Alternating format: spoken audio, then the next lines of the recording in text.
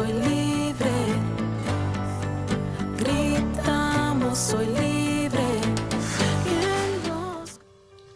Puedo recordar una historia de uno de los hombres que creo que la mayoría lo vimos boxear, porque fue uno de los boxeadores más famosos en toda la historia, y estoy hablando de Muhammad Ali.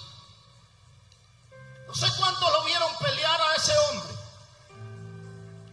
pero era tremendo, era de peso completo. Este hombre desde la niñez fue cristiano y Dios le fue dando gran éxito porque Dios estaba con él. De pronto se convirtió al Islam, dejando el cristianismo y abrazando la religión musulmana. Así que en su adultez o en su vida adulta se le diagnostica con la severa enfermedad del Parkinson. Eso fue en el año 1984. Oiga esto. Y la frase de este hombre era: soy el más rápido, soy el más rudo y soy el más lindo. No te creas, hermano amado, lo que a veces te dice el espejo,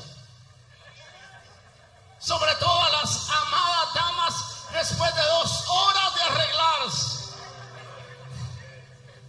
Porque después del culto llegarán a la casa, celebrarán, se quitarán por acá, se quitarán no sé de dónde, y se verá la realidad.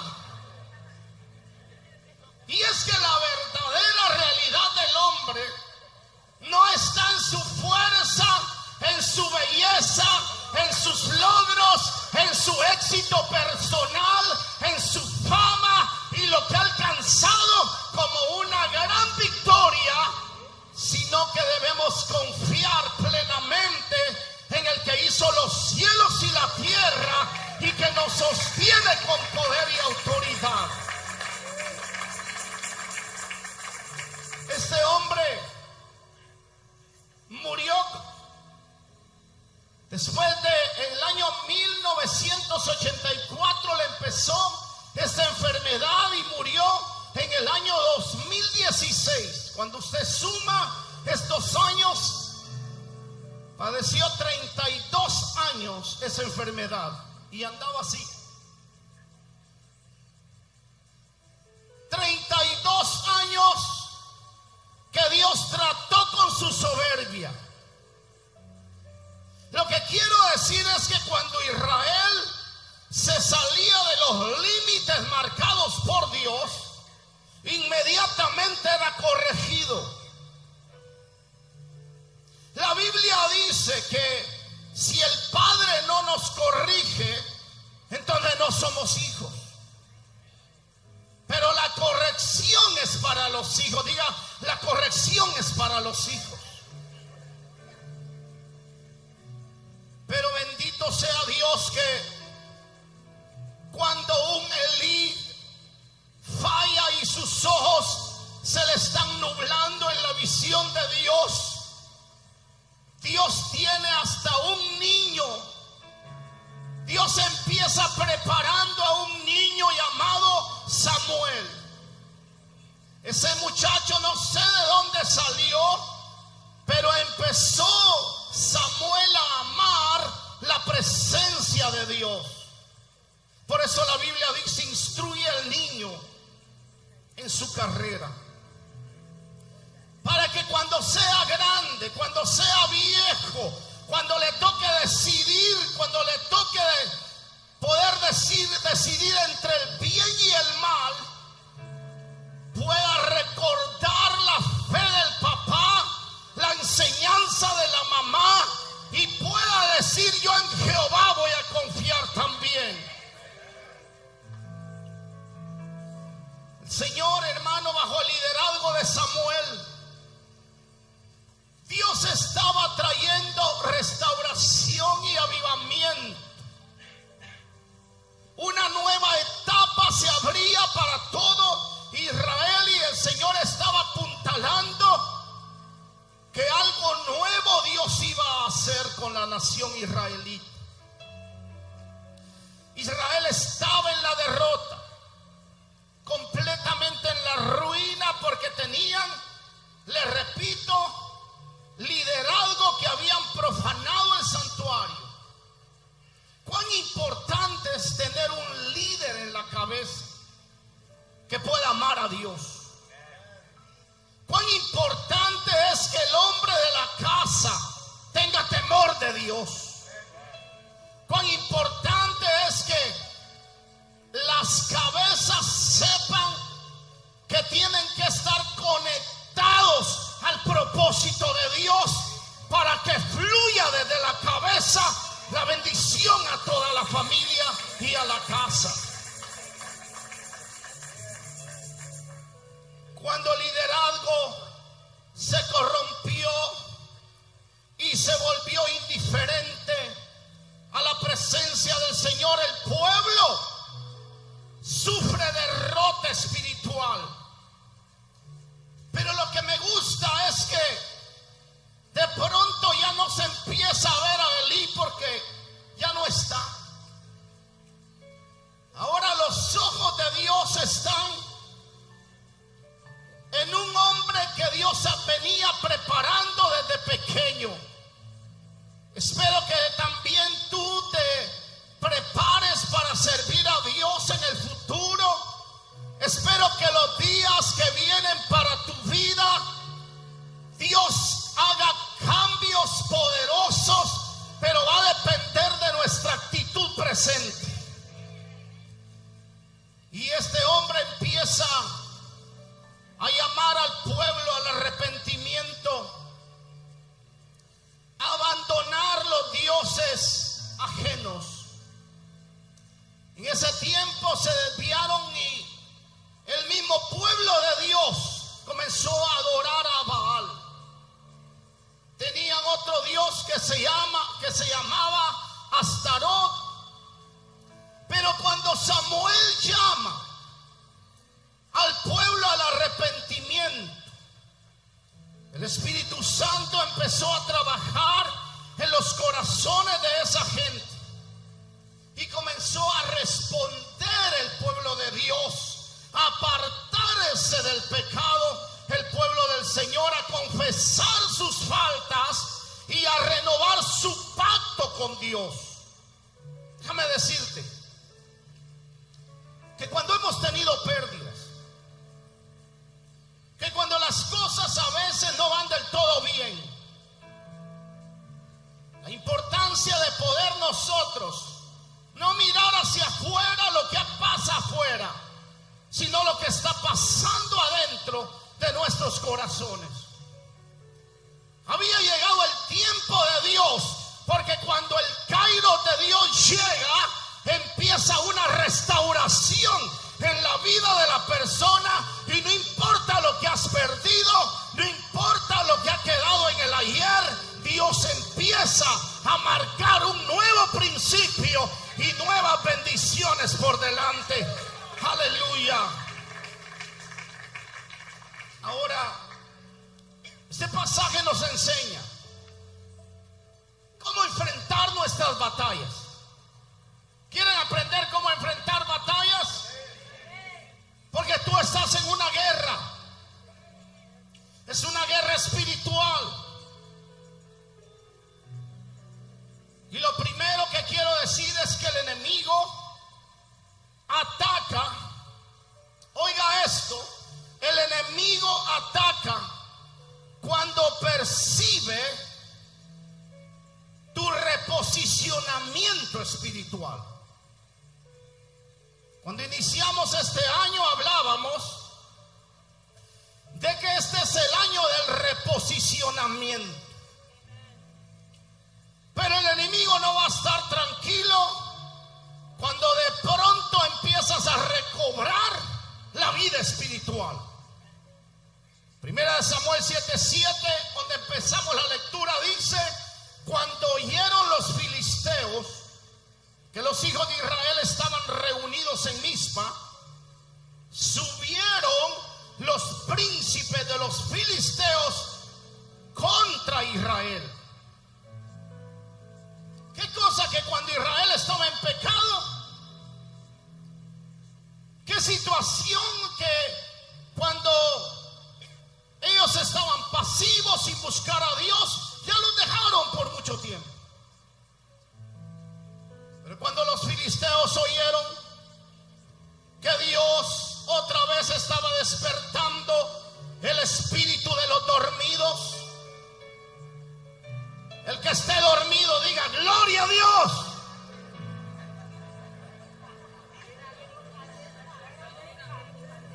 Pero el que está despertando diga 3 aleluyas.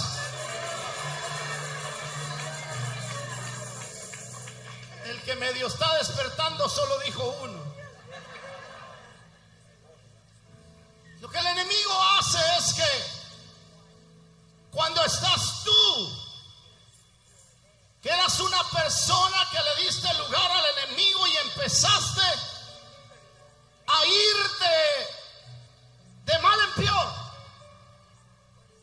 ir descendiendo y llegar hasta abajo, pero de pronto ve que Dios pone la escalera, como cuando Jacob llegó hasta abajo, y de pronto él ve una escalera, y él ve hacia arriba y estaba Dios arriba, porque Dios siempre va a poner una escalera. Dios siempre te va a dar un sueño que todavía lo que Dios te ha dado todavía está por delante. Te voy a decir algo: has perdido algo, en Dios hay reposicionamiento, en Dios hay restitución, en Dios hay restauración, en Dios hay algo nuevo y hay que celebrarlo en esta mañana. Israel estaba volviendo de nuevo, pero los enemigos al ver esto, comenzó a venir una oposición. Ahora déjame decirte esto: la oposición del enemigo no siempre viene cuando estás mal, porque ellos ya habían confesado su pecado, ya se habían reunido todos. Nos vamos a volver a Dios, vamos a oír la voz profética de Samuel para volvernos a Dios, cuando les vino un ataque fuerte. A veces señalamos a las personas y a veces señalamos a los que están más cerca de nosotros, creyendo que las cosas malas que suceden a una persona es porque está mal con Dios. La primera lección que mirábamos ahí es que sí es cierto, cuando ellos estaban alejados de Dios les vino de todo, pero ahora que se vuelven al Señor, comenzó una oposición. Comenzó una guerra, una lucha, porque ellos estaban empezando a hacer lo correcto. Cuando tus hijos, algún hijo que estaba perdido, empieza a llegar a la iglesia, la guerra va a arreciar. Cuando tú recibes un diagnóstico difícil, de pronto vas al médico y el médico te dice todo está mejorando, la guerra va a arreciar,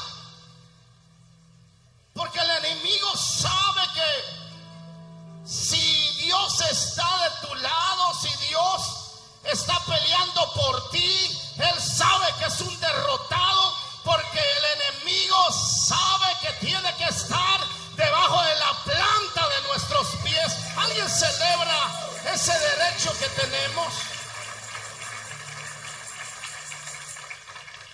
El enemigo no pelea dormidos. Jesús fue tentado inmediatamente después de ser bautizado y lleno del Espíritu Santo. Vemos al pueblo de Israel enfrentando murallas, enfrentando grandes ejércitos, después de que ellos cruzaron el Mar Rojo, o el Jordán, mejor dicho. Y este es un secreto que lo he puesto en el punto número 2. No luches solo. Dígale, hermano, que está al lado: no luches solo. No pelees solo. No te metas en tu cuarto a decir soy un derrotado y lo que estoy viviendo. No. Dios puede hacer algo nuevo a partir de este día, porque Dios siempre es un Dios de nuevas oportunidades. No luches solo. Busca intercesión. Busca hombres y mujeres que tienen relación con Dios, que han botado altares, que han derribado sus propios gigantes o murallas, pero que ellos saben el poder que hay cuando tus rodillas están en el suelo y tus manos levantadas al Dios Todopoderoso. Algo a punto de acontecer está por suceder. Ellos llegaron en el verso 8 y le dijeron: no ceses de clamar por nosotros a Jehová nuestro Dios, para que nos guarde de la mano de los filisteos. Ahora quiero decirles, Israel ya no era el mismo acomodado que no venía a la iglesia. Israel ya estaba en los grupos pequeños. Israel ya tenía un lugar, un altar en la casa. Israel ya sus ojos estaban volcados completamente al Dios que les había dado un nombre, hermano, que se llama: yo soy Jehová tu Dios. ¿Cuántos creen que Jehová su Dios pelea por ustedes, hermano? ¿A qué nos hemos reunido este día? Aquí no tenemos ninguna imagen papal. Señor, reprenda al enemigo. Aquí no tenemos. La única imagen que queremos que sea grabada en nosotros es la imagen de Jesucristo, nuestro Señor, y parecernos a Él.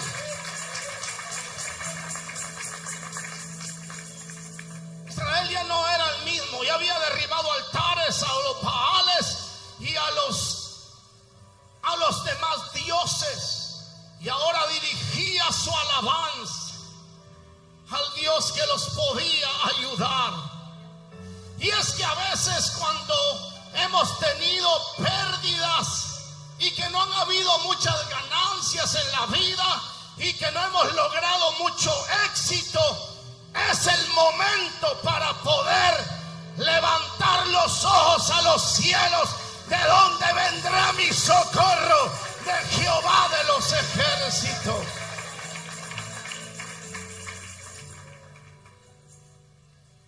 El pueblo entendió que no podía confiar en sus fuerzas. El pueblo entendió que solo no iban a ir a ningún lugar. La pastora decía algo cuando estaba ministrando y decía: avanza, iglesia. Dígale, hermano, que está al lado: avanza, por favor. Avanza en el conocimiento de Dios, en la revelación de Dios. Avanza en el altar de Dios, en tu búsqueda de Dios. Avanza para creerle a Dios avanza para conquistar la tierra que Dios tiene por delante. El problema es que vivimos en un mundo de desconfianza. Llegamos donde el dentista y lo peor que él nos dice es: no le va a doler nada. Usted medio se le está cayendo el pelo y anda buscando a ver quién le soluciona el problema. Y cuando llega le dicen: el pelo le va a nacer como el de Sansón. Son mentiras. Son mentiras, diga, son mentiras. Usted lleva su carro, su por 8 que a veces tiene, y se lo lleva al mecánico, y el mecánico le dice: sí, son $800 y le va a quedar nuevecito. Mentiras. Porque todo el ambiente de este mundo nos ministra desconfianza. A veces en la propia iglesia se roban las Biblias.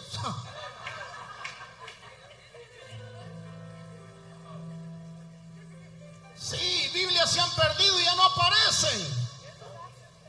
Pero no es aquí, es en otro lugar.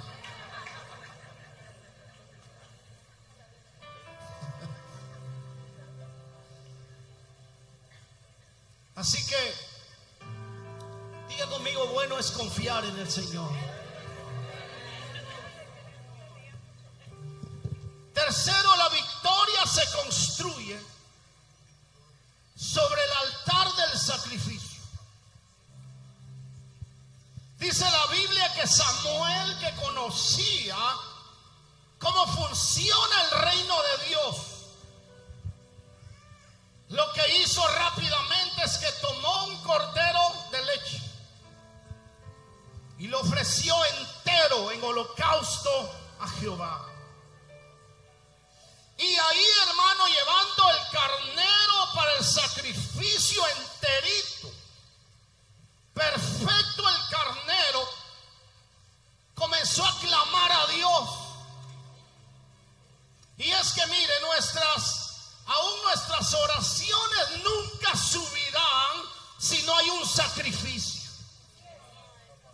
Y yo quiero recordarle a usted que hace 2000 años hubo un cordero de Dios que se puso en el sacrificio para que después tengamos el derecho de clamarle a Dios. La gente le clama a la Virgencita, le clama a no sé quién, pero nosotros estamos clamándole al Dios Todopoderoso, y la Biblia dice que no hay nada imposible para Él. Ellos no solamente oraron, presentaron un sacrificio. Ese sacrificio simboliza la expiación, la reconciliación a través del Cordero de Dios. Lógicamente era una imagen profética de nuestro Señor Jesucristo.